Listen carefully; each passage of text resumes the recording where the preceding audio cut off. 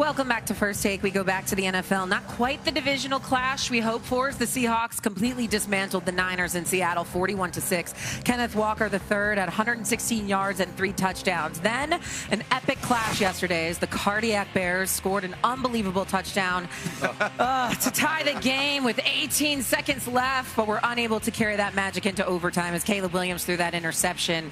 The Rams were able to turn that into 3 points. Crazy. So the Seahawks will host the Rams in the NFC Championship, their third playoff matchup against each other all time. These two teams split the season series this season. Seattle opened as early 2.5-point favorites, as according to DraftKings Sportsbook. Okay, so Seattle early 2.5-point favorites. What chance do we give the Rams now against Seattle? I'm giving it 50-50. I want to state that for the record. I've been on the Rams bandwagon for the second half of this season. I believe in Matthew Stafford. I believe in Puka Nacua. I believe in Devontae Adams. I believe in Kyron Woods. I believe in the crew, okay? And defensively, they can get to the quarterback. Now, I know that Seattle, their defense is elite. Sam Darnold, let's stand down and give the brother credit. I'm going to give him some love. You know what I'm saying? He showed up in the playoffs. Didn't look bad at all. But those weren't the Rams he was playing against. We all know what his kryptonite has been. It has been when he goes against the Rams, okay? I think we had about 6 turnovers. Was it 6 turnovers in 2 games, if I remember correctly? Yep. I mean, that can't happen next weekend. That can't happen. Now, is Sam Darnold going to show up and play the way he's capable of playing against the Los Angeles Rams with Matthew Stafford on the other side of the ball? I got to see it to believe it. I'm giving the Rams a 50-50 shot. And by the way, as an aside, we're talking about that great play Caleb Williams made, and it was great. It was phenomenal, scrambling from the 14 to the 40-yard line before he threw the touchdown pass. Nobody has asked this question. How the hell was Komet that open? I just how? I understand it was a great play by Caleb Williams. How was he from Durant? You really? He disengaged. Did you see how many feet he was away from that defender? I mean, come on, man. Come on now. But that's all I'm saying. Last time these two teams played, it was probably the most competitive game of the NFL season. Yeah. That Thursday night game where Charbonnet kind of looks down and says, oh, look, a pot of gold at my feet. 2-point conversion converted. Let's go.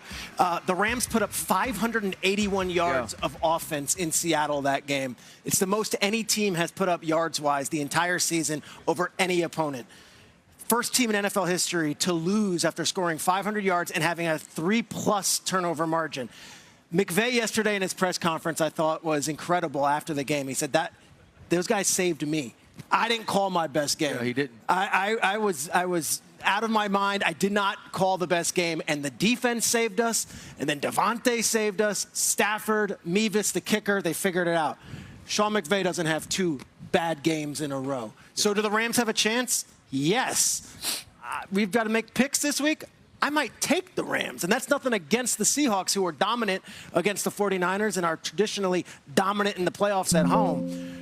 But look at what the Rams are doing on the road here. It seems like they're a team on a mission, and they are not scared of the Seattle Seahawks. They beat them once, and in their heads, they should have beat them twice. The Rams are the underdog, and they should be. And if the Rams play like they've played since the second half of the second Seahawks matchup, the Rams will be home this week. Matthew Stafford hasn't been the MVP caliber player he was early on in this season. The back end of this defense hasn't played at as high as a level as we saw them at points this season. And the front four hasn't wrecked games the way we saw it early on in this season.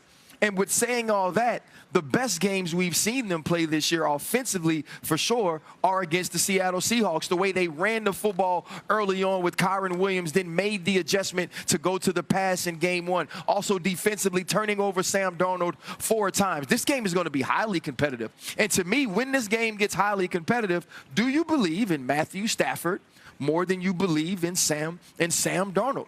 That's going to be the question. This won't be a blowout. You're not playing a depleted San Francisco 49ers team. Brock Purdy isn't going to have to run around. Matthew Stafford isn't going to have to do that. It's going to be about timing. It's going to be about running the ball. And when pressure is on Sam Darnold, can he make the right decisions? Kenneth Walker III has to play a large role for Seattle, as he has been. If he doesn't get off, this game's going to get tight. Are we tripping? Are we watching the same game? Are we critiquing the same type of teams? Because the last time we seen, and the last time that we seen, the Los Angeles Rams play a Sam Darnold-led team.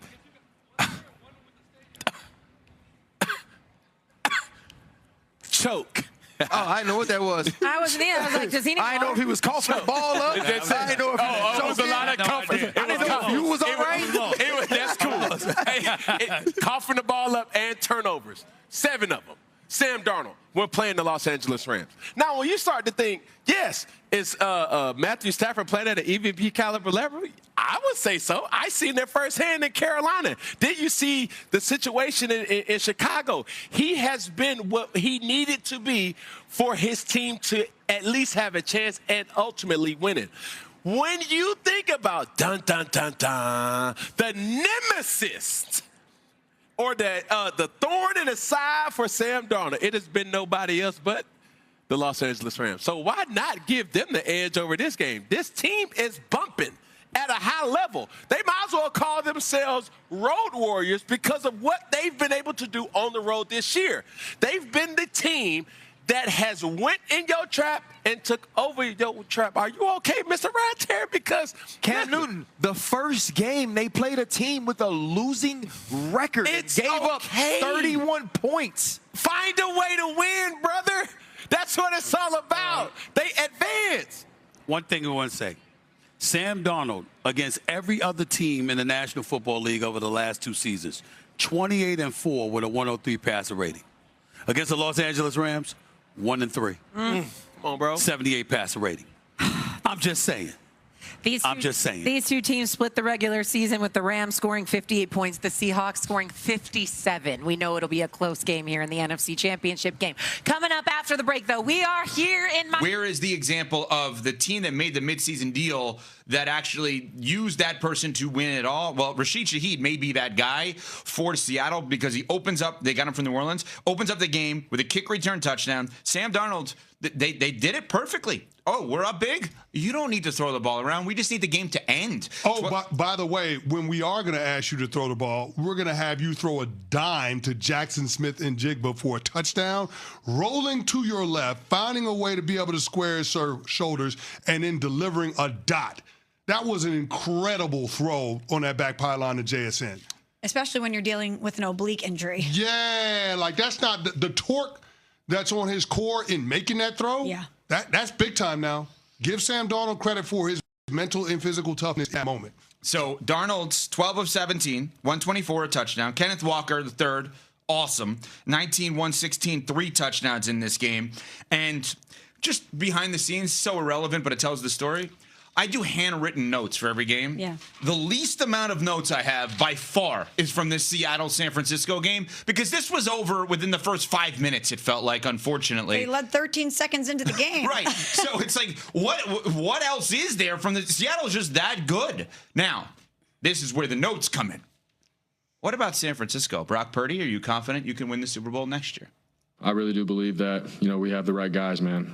Obviously didn't end the way we wanted it to, but I really do think that with some guys getting healthy and what we stand for and how we always bounce back, I feel like our backs were against the wall really all season with guys going down, but we always found a way. And so I think once we're, 100% and feel good about ourselves and learn, then we'll be just fine.